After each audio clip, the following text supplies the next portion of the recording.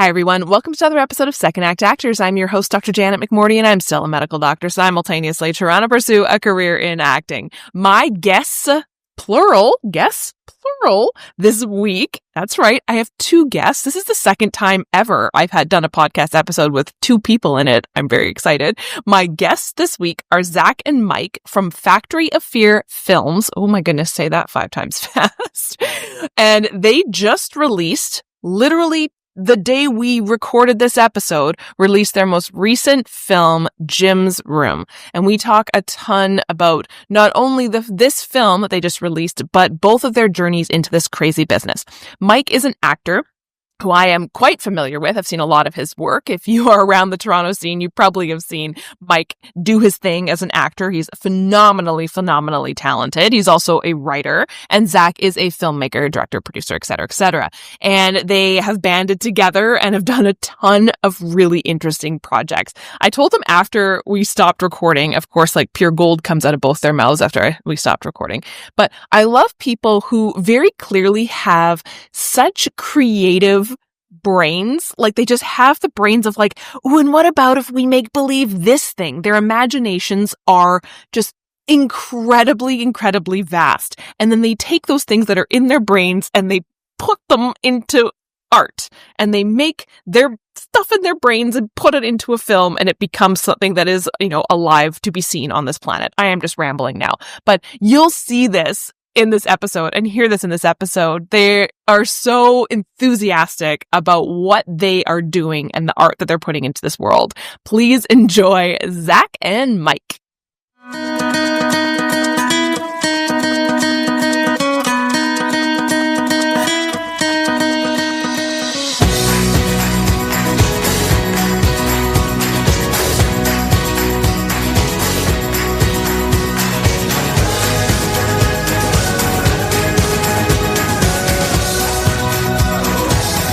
My son is a Twitch streamer, and he's got like 5. Oh, is he streaming now? Yeah, he's on Twitch. Oh, shit. You guys should watch him. Yeah, I'm gonna. It's mostly War Thunder.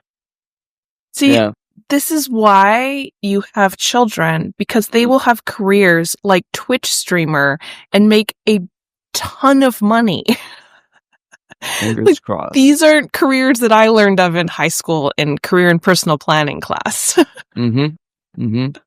That's amazing. I gotta wonder what that's like now. It's just like, all right, careers. So first of all, who here wants to be a Twitch streamer? Who wants to be a YouTuber? Yeah, this is the post-secondary education you don't need. Yeah. Good news. You guys take your tablets and go in the hall. Okay, so for everyone else, yeah. Oh, man. Okay, well, yeah, tell me, I'd like to hear both of your stories. How did you get into this crazy business? Want to go first, or should I? You go ahead, yeah. Okay. Well, so I always wanted to be an actor, and I was always, this really weird kid doing weird stuff, sometimes for attention, sometimes just for weird, because that was what I needed to do. And I always wanted to use acting as a channel for that. When I was 5, my uncle was a theater actor, pulled some strings to have maybe one of the kids who went up on stage as a pirate for basically theater background. But it's this cool little thing that the theater did, and I was up on stage just yelling in pirate voices, and I was like, oh, this is my life, this is what I want. And then when I was 18, I had a baby, a son in high school, which was not planned. So I was like, okay, how do I leverage this? I guess I need a real job. So I did a environmental studies co-op program and kind of worked my way through an undergrad. And then I finished off, and I was still writing sketches for like presentations and stuff. But I was like, all right, this is my life. And then I got a job in a call center that was, just not super fun. And after 3 years of it, I had this epiphany where I was like, wait a second, my son and I still live with my parents, which means that all my fears of oh no, get any job you can to pay for your child weren't real.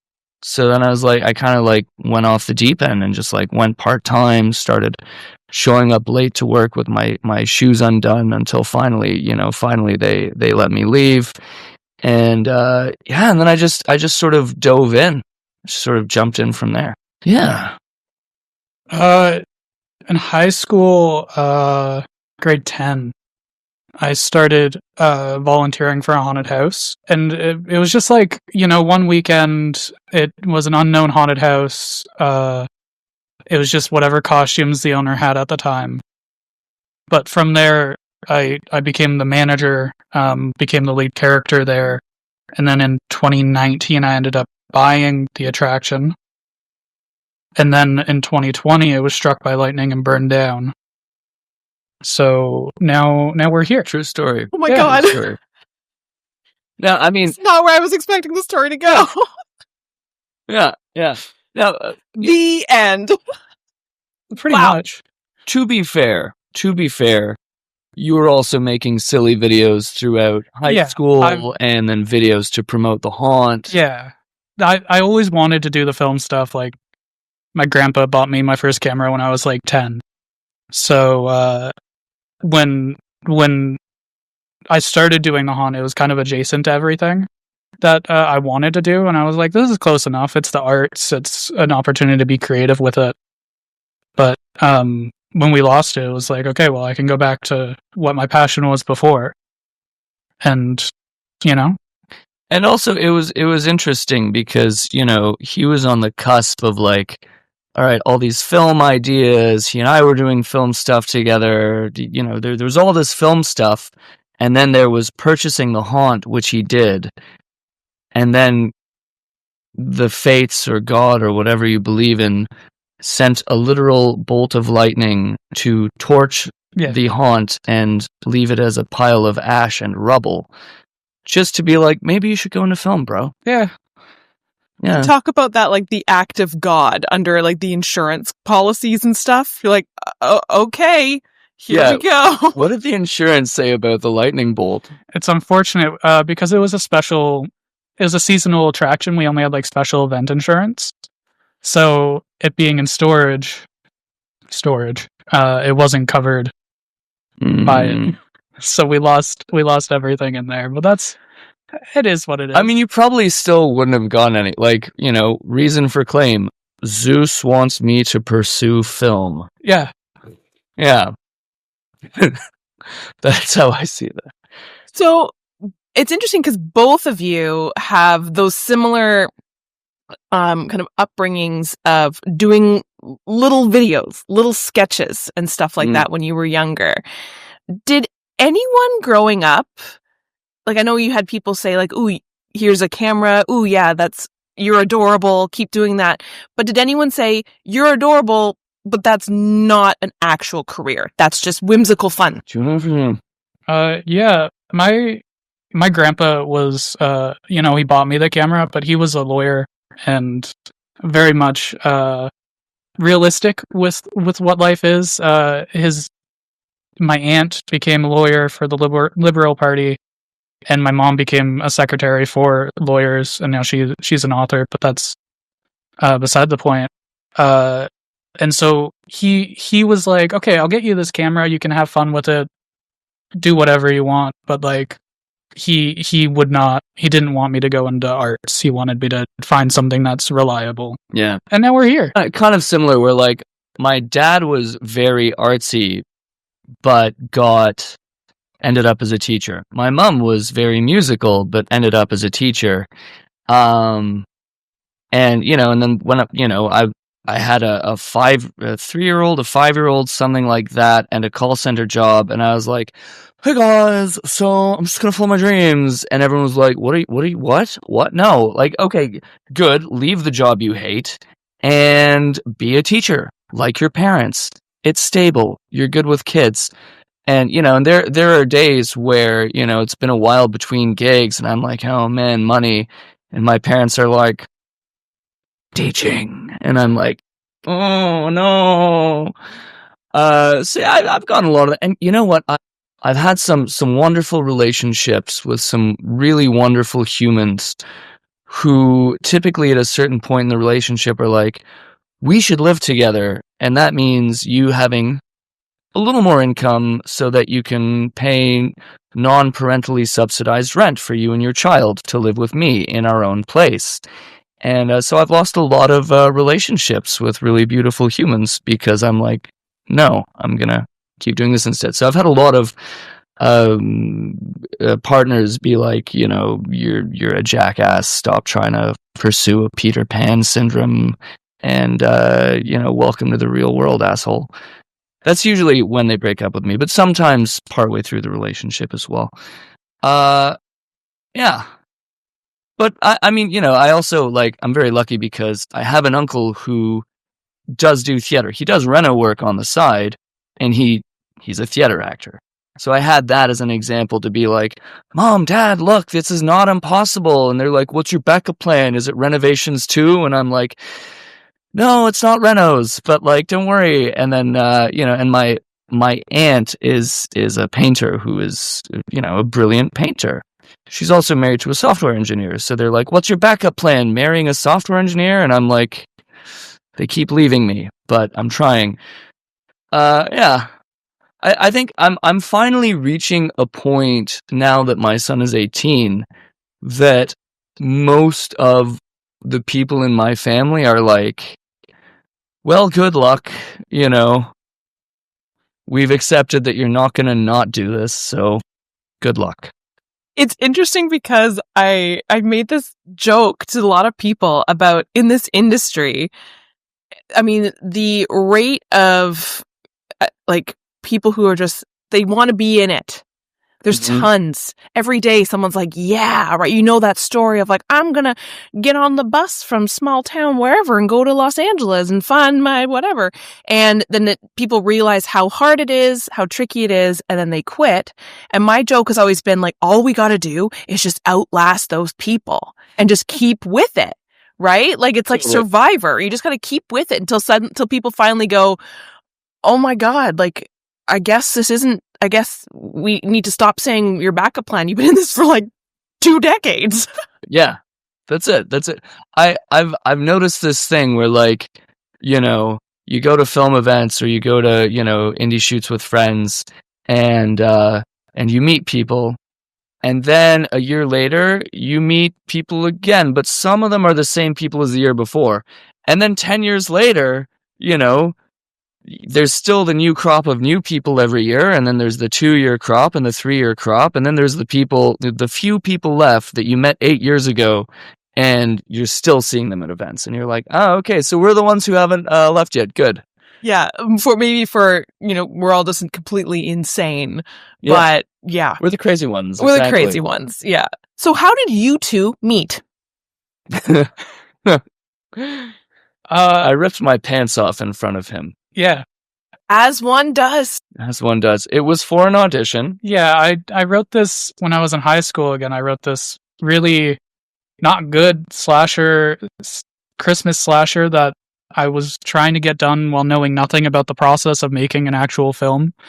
And so I put up a casting call, and Michael sent me a message, and he showed up to my mentor's house and auditioned for us. And first thing he did, he was like, hold on, guys, 1 second, and he rips off his pants. Yeah. It was, the character was this, funny, zany party boy type, which is, a persona that I used to get into in high school when I would wander around wearing funny pajama pants or funny boxers under a pair of tearaways and then just rip my pants off in the hall. So I was like, oh, this is perfect. Here's the role. I have that. Let me get my tearaways.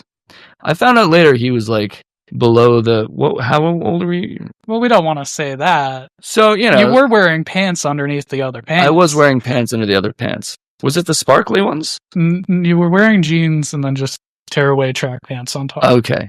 That's right, because I didn't know you guys super well. I didn't want to go sparkly pants under tearaways. I still have that footage somewhere. It's amazing. But yeah.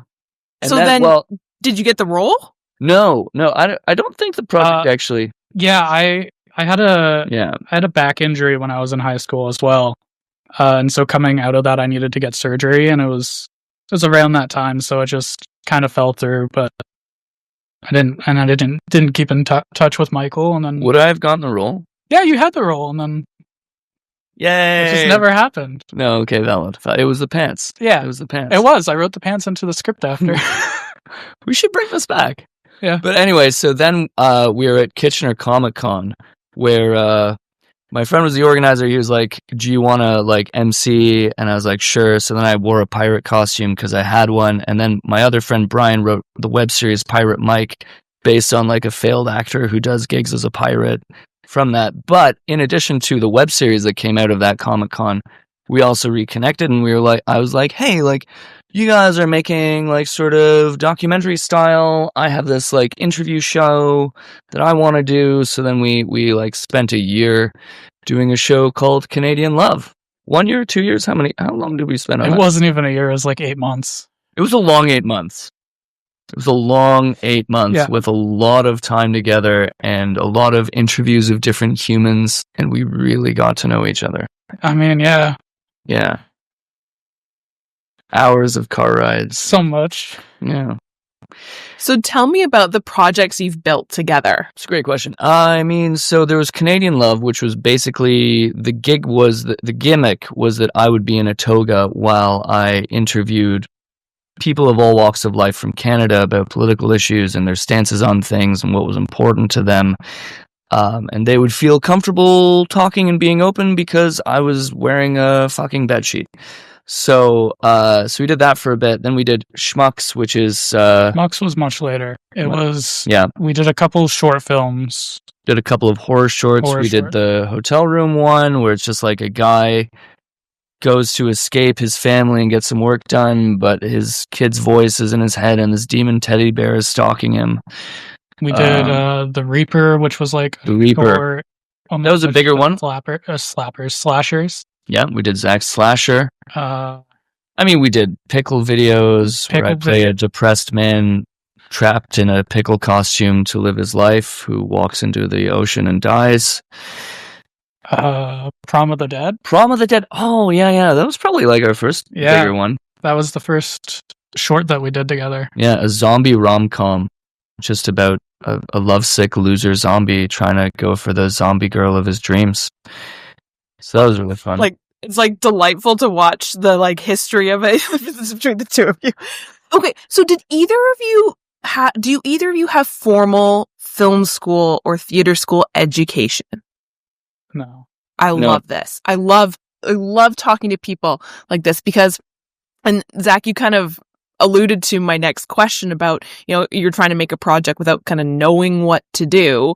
I think a lot of people who I chat with on the show, they're in that same realm, myself included, being like, literally, I Googled, what does a producer do? What is a Foley, right? So how did you both learn what to do? So for me, acting classes and workshops, like not like a formal school training, but like when I made the jump, I found a local low budget agent, and they had an acting class. And, my first couple of acting classes were just kind of like, okay, we're going to do a monologue now. This is a monologue. And I aced them. And I was like, oh my God, I'm so good at acting. And I wasn't.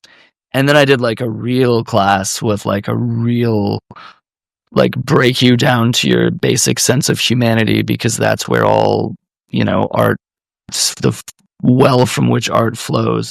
And then I started realizing that I was terrible at acting and doing a lot more workshops. And so workshops was a big part of it.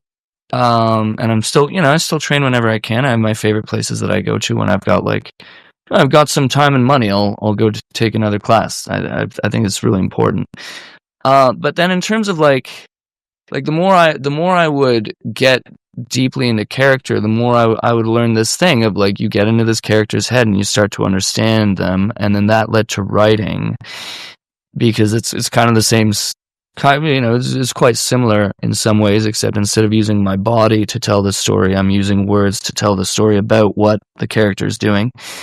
And then producing was just like, I did a bunch of short films, and I met people like, this guy has camera, this guy has sound thing, recorder thing, this guy has house. hey guys, I too have thing that need camera, sound recordy thing, and house. Can you guys bring those things? And here's this thing I wrote, and my friend Jerry has a sword, so we are gonna write in a sword. And that was, and it just kind of snowballed from there until someone's asking you to write a grant application, and you're like, what? Okay, please, this monies, please. And yeah, that was my journey to it. What about you? Mine, like, there's no. I dropped out of. I had a special high skills major in high school for theater production. So I was set to go to Metalworks, which is like one of the biggest like stage production companies. I was gonna say you're gonna be a metal worker. It's like staging and Got it. Right. live music. And then with my back injury, I just had to drop out. And so with that, I spent a lot of time just stuck in bed, not being able to do what I wanted to do. And I watched a lot of YouTube because there's just so many. For different genres, there's so many different people that talk about the different aspects. Like, I love Film Riot. I don't know if they still do content. They probably do, but back in the day, they were huge for me. Mark Bone, I think, is another one who talks specifically about documentaries. And, like, just the well of knowledge that's just out there that you can just find for free. I feel like it's so much more valuable to me than, like, paying $50,000 to go to a film school just to learn what I already know, and maybe I meet some more people, but like, you can learn it all online, in my opinion. Yeah. You mentioned a mentor right at the beginning there. Is that something that you found really helpful? It was my mentor. He taught me everything I know about set design and set decorating. Previous owner of the haunted attraction. Owner of the haunt, yeah. Interesting. Yeah. And so while I worked under him, it was definitely helpful learning like that side of things, but like, I think I could have gotten by without it in the end. You know what I mean? If that makes sense. Well, but very valuable and very appreciative for the experience. But like, in terms of the directing and stuff, I don't feel like.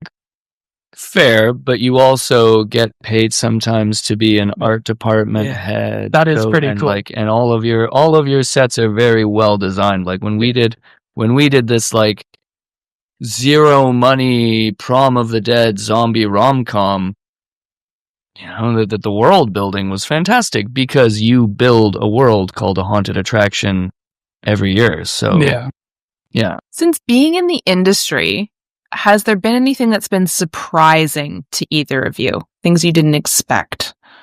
I mean, one thing for me is that, a year in, gung-ho, I was writing these scripts. Well, a year into writing, because like I was just an actor at first, and then I started getting into writing.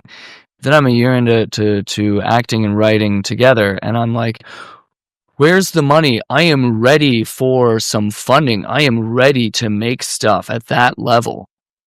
And I was like, the only thing holding me back is the money. False. I was not ready. I was shit. I died, and it's so, and it's like every stage along the way is like, all right, well, I'm ready now. Where's my grant? Where's my paycheck? Hello, Michael. You're not actually ready. You need to get better at this, this, and this, and you need to salve some deep child insecurities on this, this, and this. Oh, fine, I'm not ready yet. Okay, this one I'm ready. Great job, Michael, but actually you need about 60 rewrites, and you're still dealing with this childhood wound that's holding you back. So maybe next year, bud. So you see someone doing it and you're like, well, anyone can do that, Oh, you stand there and you say these lines. Oh, he probably had a rich uncle that funded his film. Maybe, but if the film was good, then, they spent a lot of time in, deep spiritual catharsis, letting a story flow through them, and probably hours and hours and hours of rewrites and reworking and sending it to people and being like, nah, this sucks. Okay, rewriting it again. So I think the surprising thing for me is like, it's so fulfilling, it's so fun, it's so deep, it's so cathartic, but it's very challenging. You know, it's an incredible amount of work and skill. And, you know, and when I started into it, I was like, yeah, you know, I'm a young, confident, funny guy. I'm great at parties. I'm good at public speaking. Yeah, I'm going to be famous in like 2 years. Still not famous. Still not famous. So just like the amount of grinding and learning that initially I was like, oh man, I have to do all these unpaid gigs. And now I'm like, I am so glad that I had all of those free auditions and unpaid gigs. I now refer to as free acting classes. And I'm so grateful for all of them.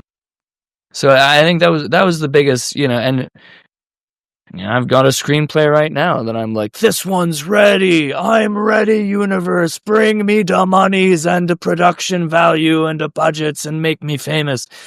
And I'm like, all right, caveat, I am aware that there's a very strong chance that if nothing else, I at least still have some childhood wounds that I'm healing to be able to allow my subconscious to relax enough to make the right decisions to make this happen. Let alone the miles of rewriting and the miles of learning about producing that are going to go into if it happens.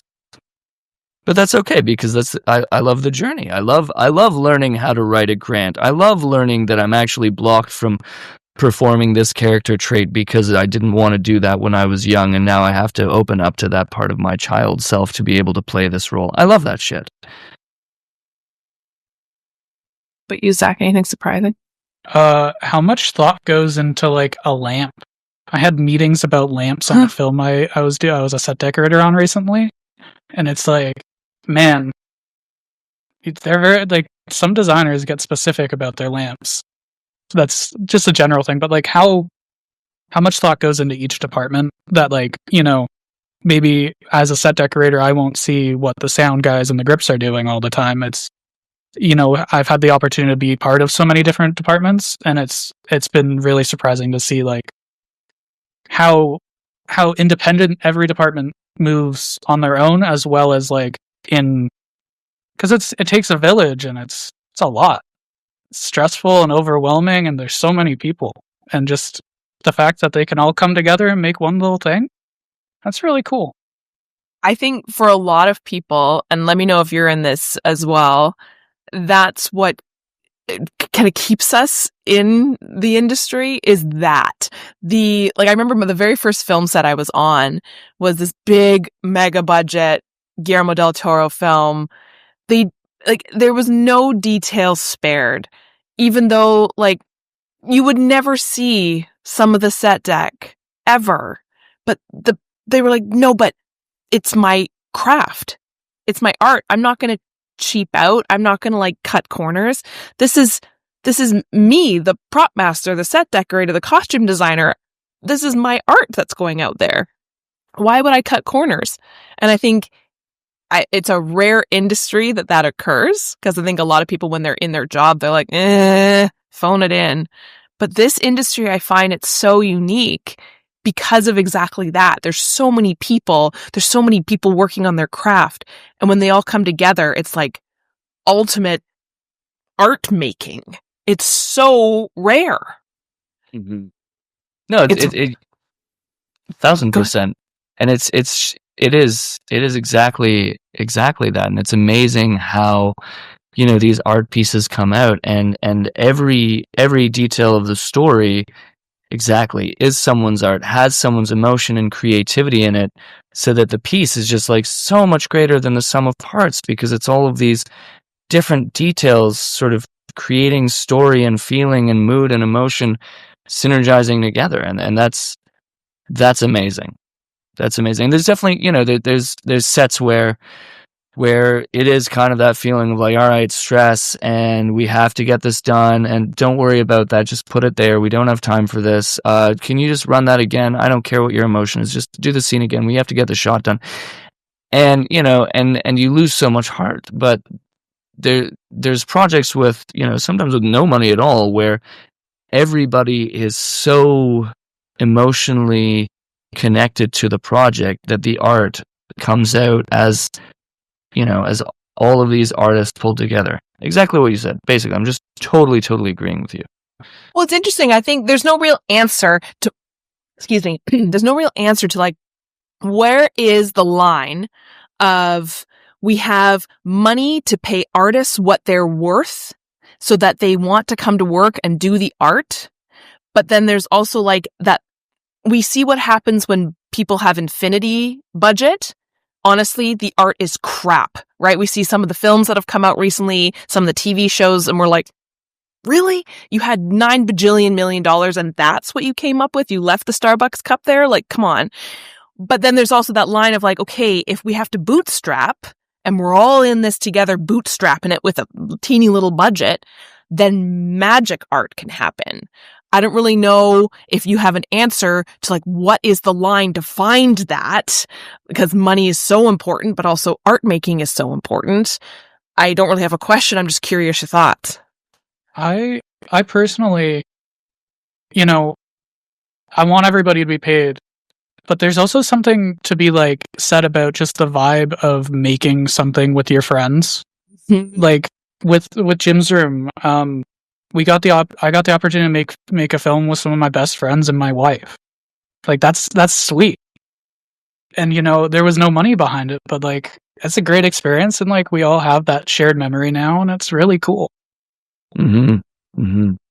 Yeah, and I think the idea, for example, if we do manage to get a Jim's Room sequel, which we are, which is part of the yeah, I mean, yeah, or write the novel that will lead to the sequel and all these lovely plans, then we will get to do it again with money, but we will bring back together the people that we love creating with, and we will be able to give them something. Yeah, and we're doing this again, only now you're getting paid, but don't lose that feeling.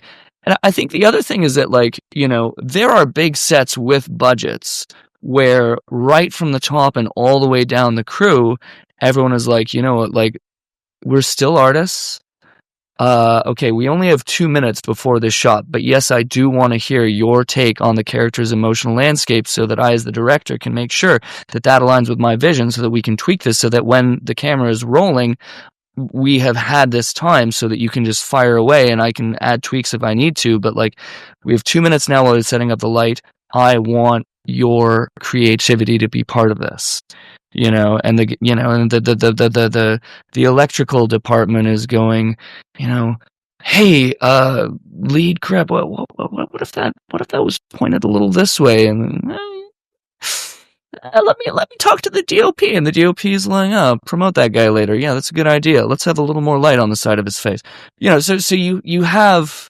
So I think it's less about the money and more about just that attitude and vibration of like, everyone in film is an artist. You're making art. Everyone's creativity, as much as possible, can be part of it. Do you both of you have any advice for people looking to get into this industry later on in life, whether it be acting, producing, directing, any type of part of this crazy business? Are you gonna kiss me? What's going on here? For those of you listening, Mike is getting very much into Zac's face. As a director, I would say, like, just pick up a camera. Like, I think it's the Sam Raimi quote that he's like, just pick up a camera, shoot something, direct something. Doesn't matter if it's with your friends or with actual actors. Like, you direct something and then you're a director, and just keep directing. Just keep doing it with whatever you have because you enjoy it. I would totally agree with that, and I would add to that. Do that, and whilst doing that, relax and allow it to be a learning experience. When we did Prom of the Dead together, I was like, oh my God, like, this has so much potential. I see the festivals, I see them lined up, I see the laurels. So this has to be, and Zac was like, and ultimately, like, I don't know, like, it's a fun short film, and the people who were part of it really enjoyed the process, and it was a great learning experience. It did not get us into Toronto After Dark. I had to make my peace with that. But that's okay. The first web series I did, I was terrible well, I was terrible compared to how I am now. The tiny crew was learning every day, and that's okay. So, like, yes, get out there and make it, and don't get out there and make something with a tight grip on what you want the results of it to be. Get out there and make something, because the process is learning to make things by making things and making more things, and then meeting people who also make things and growing your craft as you go. So yeah, grab a camera, grab some friends, do some writing, get out there and make something, and relax and enjoy, because you could also not do that. If you're doing it, do it because you're enjoying it. Do it because you want to learn more about doing it, not because you're looking for the results. I say that hypocritically, because, but, for me, it's like my pathological childhood need for attention got me into acting under the promise of fame. And then as I realized year after year that I was having an emotional breakdown, existential crisis because I wasn't famous yet, I eventually found my way to the art of it and let go of the desire for fame and fortune. But I'm really grateful that I had those childhood issues that led me to it, because now I'm in love with the art that I wouldn't have found if I didn't have a childhood pathological need for attention drawing me to the idea of fame. The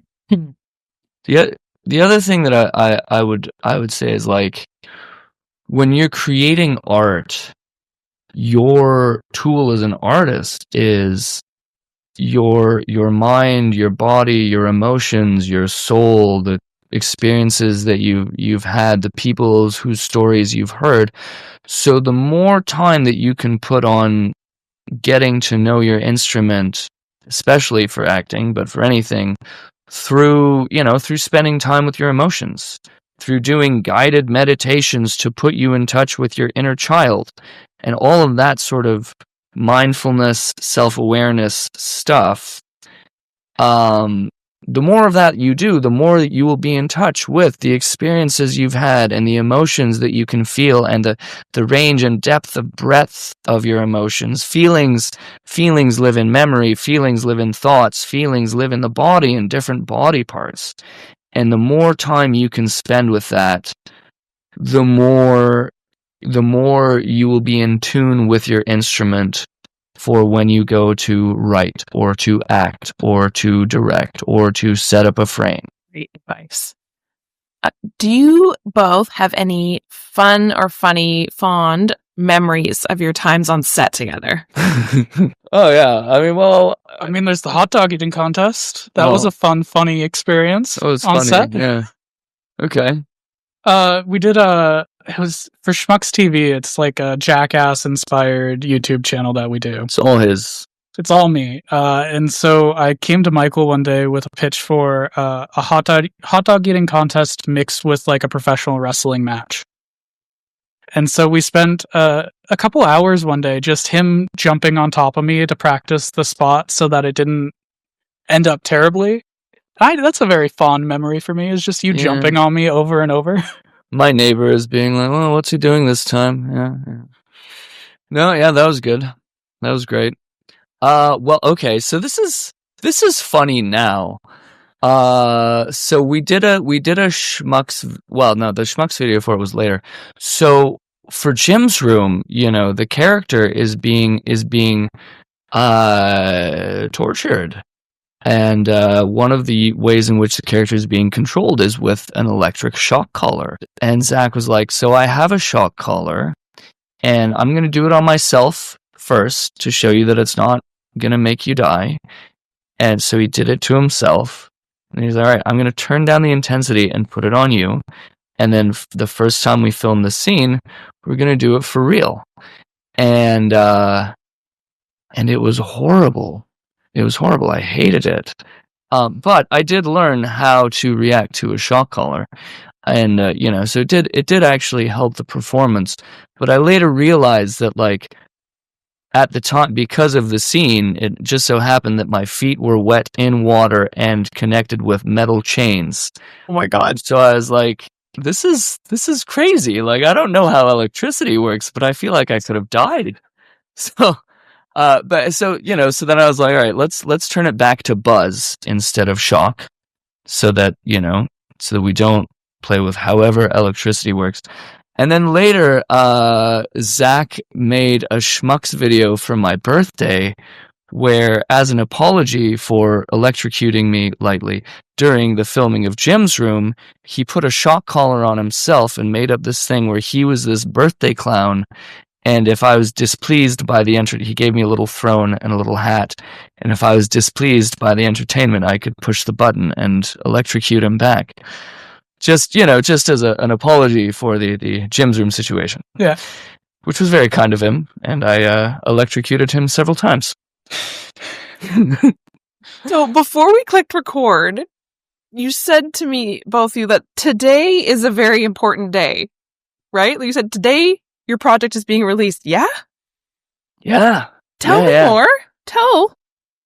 Jim's Room today is being released by Terra Films Releasing. They did Hell House LLC and Taking of Deborah Logan, Pool Party Massacre.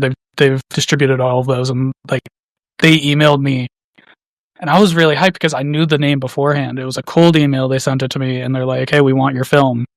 And I'm like, I respect these guys so much. I'm going to say yes. And that's today. It's coming out. Tubi, Kings of Horror, and they're doing a slow rollout, so it'll start popping up on other services over the next couple months.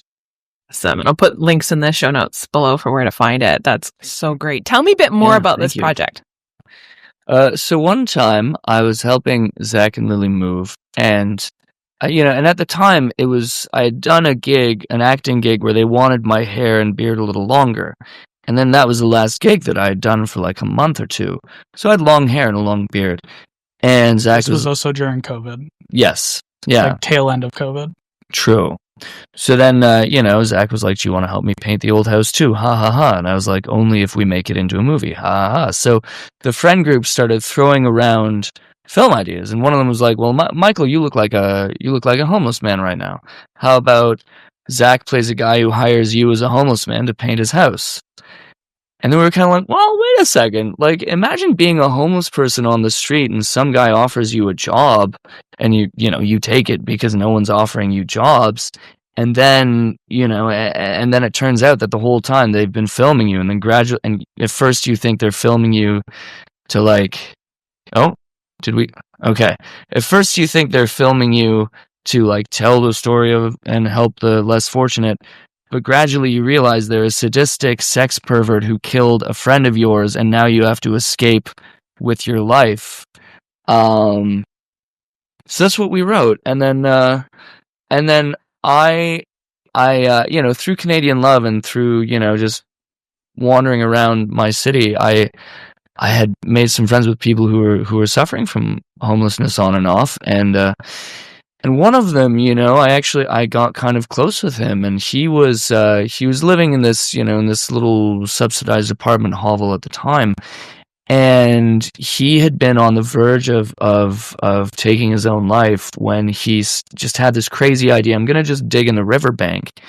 So like a madman, he went into the river, the stream just close to my house, and started digging.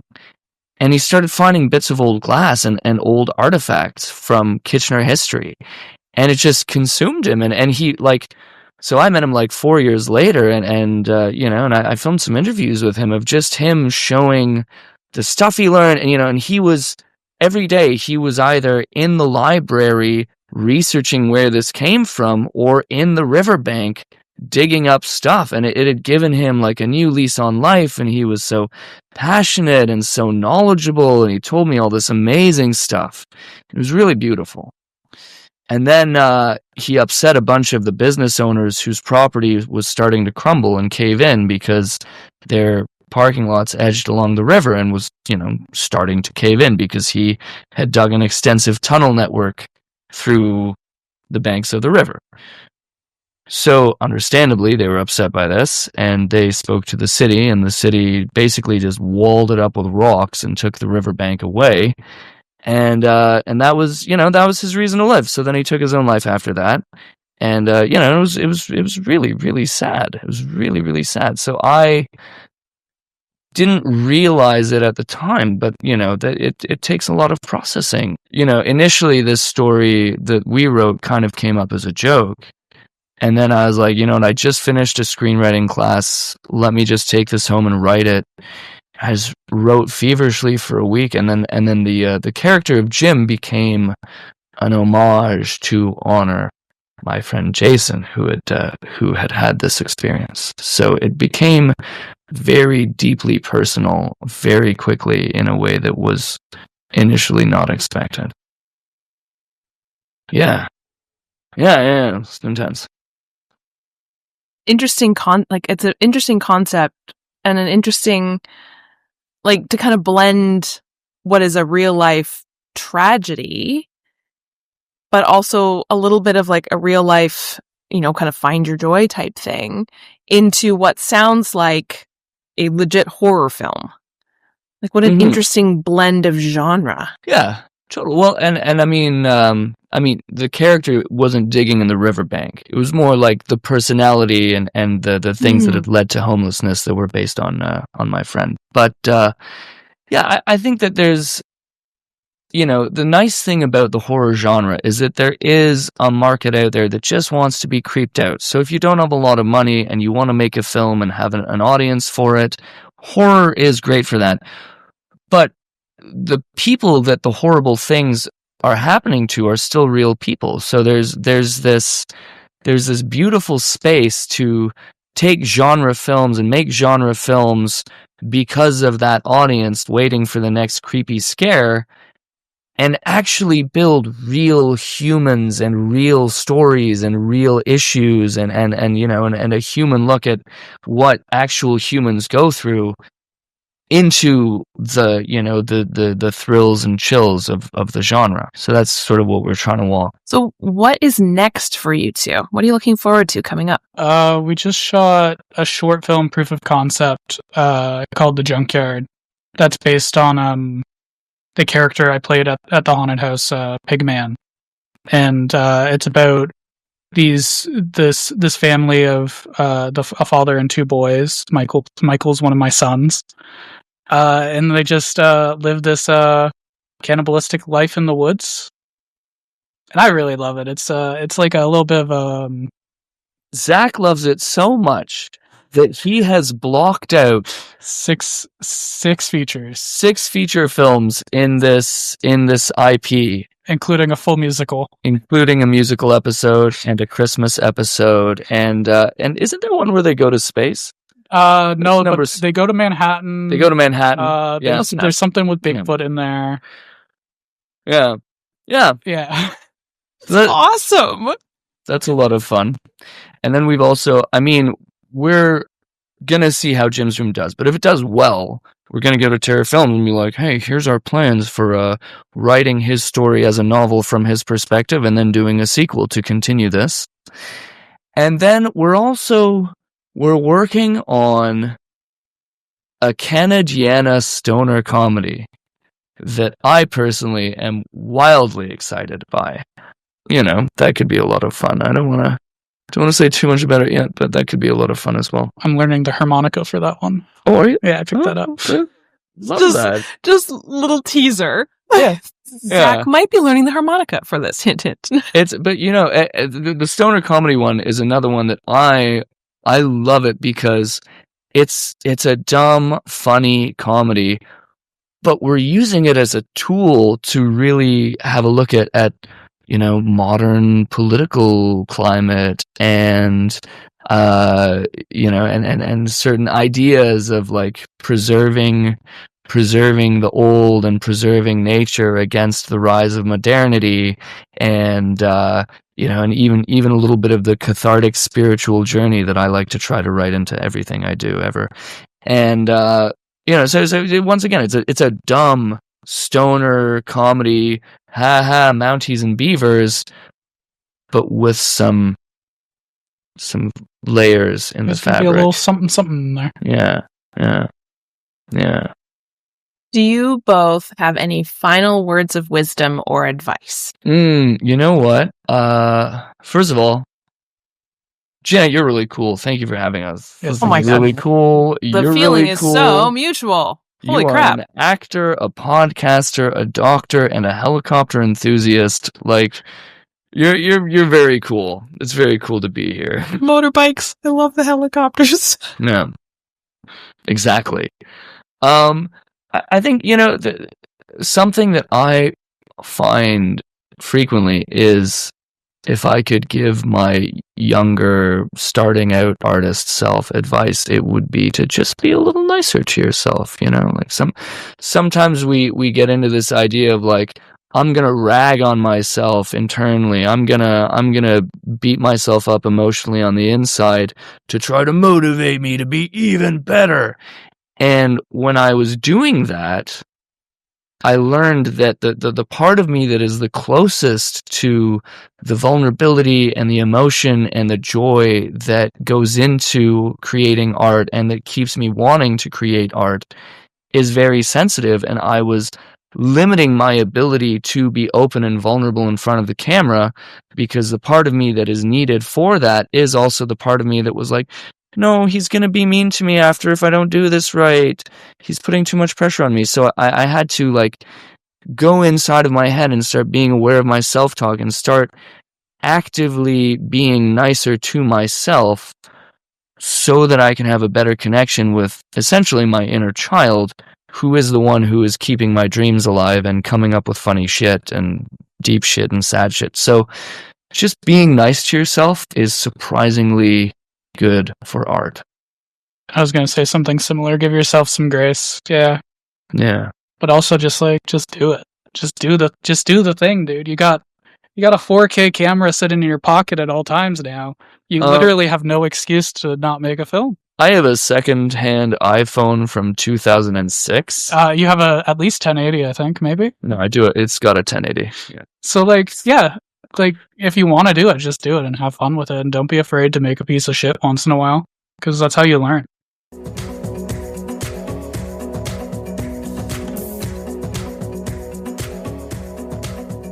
Thank you, everyone, for tuning in, and thank you, Zac, and thank you, Mike, for being my guests, plural, this week. I think I need to do more episodes with two people as my guests. That was just like delightful. It was so delightful to watch the two of them interact. They've very clearly been friends for a long time, been artistic collaborators for a long time, and I'm so excited for the art that they have put out and are continuing to put out into the world. It brings me joy. It makes me have goosebumps. It makes my hair stand on end when artistic people do artistic things and the world keeps getting better because of it. I hope you will all tune in next week for another episode of Second Act Actors. Bye!